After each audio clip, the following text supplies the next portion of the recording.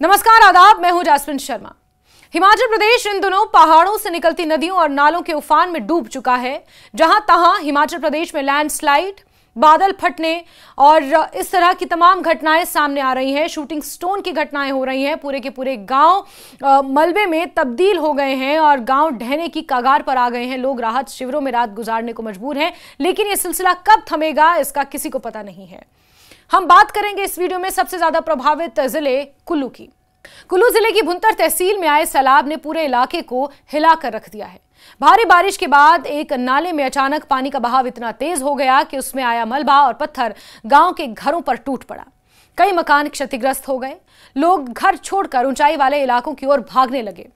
राहत की बात यह रही कि इस त्रासदी में किसी की जान फिलहाल नहीं गई, लेकिन मलबा और पानी घरों में घुस आने से दहशत का माहौल अभी भी बना हुआ है। हम खास तौर पर बात कर रहे हैं कुल्लू की। प्रशासन और स्थानीय लोग मौके पर हैं। लगातार कोशिश ये कर रहे हैं कि हालातों पर किसी तरह काबू पाया जा सके। वहीं भुंतर से कुछ ही दूरी पर बिजनी महादेव की पहाड़ी का नजारा और भयावह है। यहां पहाड़ों से बड़े बड़े पत्थर लुढ़कते हुए नीचे गिरते देखे गए। थोड़ी सी ज्यादा और दूर गिरते तो वहां पर कुछ घर नजर आ रहे हैं। वो घर पूरी तरह से तबाह हो सकते थे। इन पत्थरों का आकार इतना बड़ा था कि वो गेंदों की तरह उछलते हुए घाटी की ओर लुढ़क गए। गनीमत रही कि इस घटना में किसी प्रकार की जनहानि की कोई खबर नहीं आई, लेकिन जिस तरह यह लैंडस्लाइड हुआ उससे लोगों की रूह कांप गई। इस बीच कुल्लू के ही अखाड़ा बाजार में आई खबर ने चिंता और बढ़ा दी है। यहां गुरुवार सुबह करीब 6 बजे अचानक भूस्खलन हुआ। कई मकान मलबे में दब गए। मलबा पूरे बाजार तक फैल गया। एक व्यक्ति की मौत की पुष्टि हो चुकी है। 3 लोग अभी भी जख्मी हैं, लेकिन 6 लोग अभी भी मलबे में दबे हुए हैं, जिनके लिए 30 घंटे से भी ज्यादा का समय हो चुका है, लेकिन रेस्क्यू ऑपरेशन अभी भी जारी है। मशीनरी तैनात है। 5 लोग जम्मू कश्मीर के हैं और एक स्थानीय व्यक्ति है। पिछले 30 घंटे से एनडीआरएफ, दमकल विभाग, पुलिस की टीमें लगातार रेस्क्यू अभियान में जुटी हुई हैं। इससे कुछ दिन पहले ढालपुर के वार्ड नंबर 8 में इसी तरह एक मकान का डंगा ढह गया था। एक बुजुर्ग महिला को हुई थी, उसमें चोट लगी थी।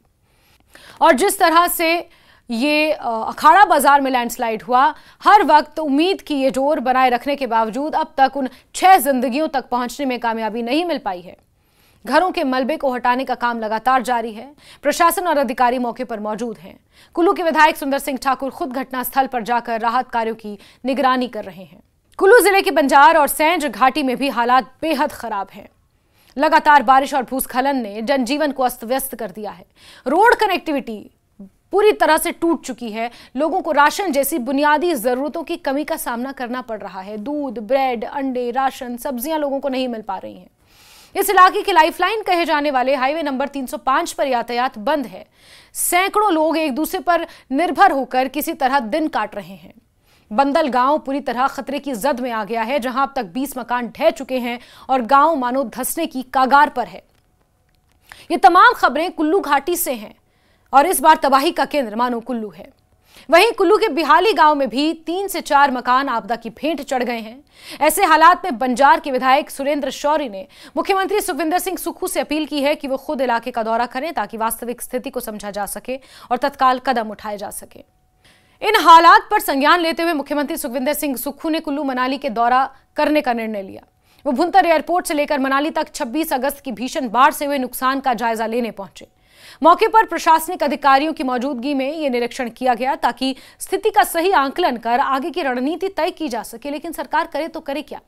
हिमाचल प्रदेश न जाने कितने साल पीछे जा चुका है। हिमाचल प्रदेश की अगर आप समूची तस्वीर देखेंगे तो जहां तहां हिमाचल प्रदेश में लैंडस्लाइड की खबरें सामने आ रही हैं। लोग अपने घरों को छोड़कर राहत शिविरों में रात गुजारने को मजबूर हैं। स्कूल, कॉलेजेस न जाने कितने दिनों से रुक कर बंद हो रहे हैं, क्योंकि लोगों की जान पर ना आ पाए, इसलिए प्रशासन ये कदम उठा रहा है। पढ़ाई प्रभावित हो रही है।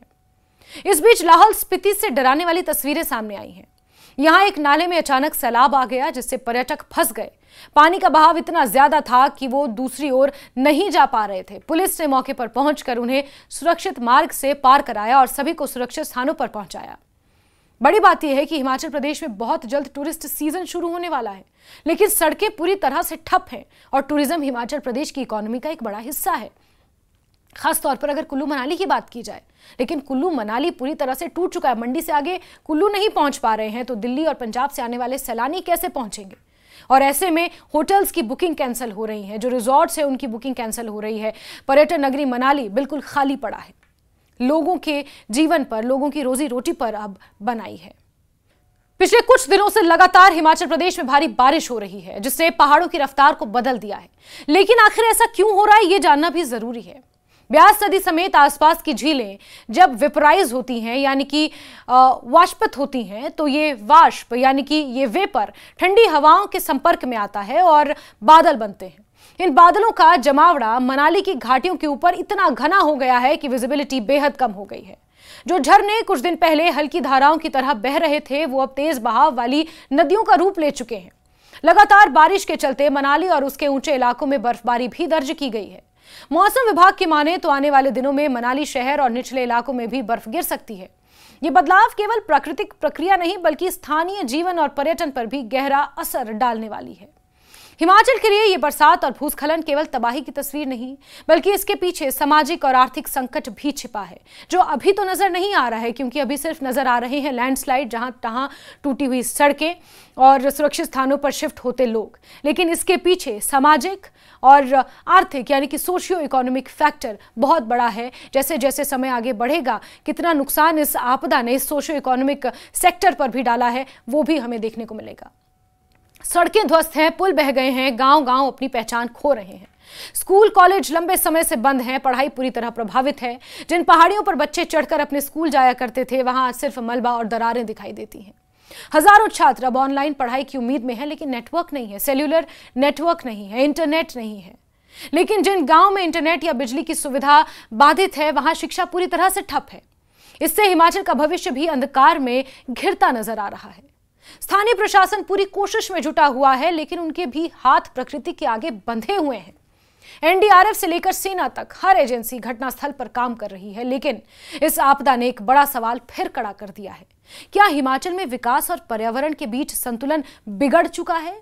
क्या बेतहाशा निर्माण, सड़कों के लिए पहाड़ों को काटना, नदियों के किनारे ढांचागत विस्तार इस संकट को और गंभीर बना रहे हैं?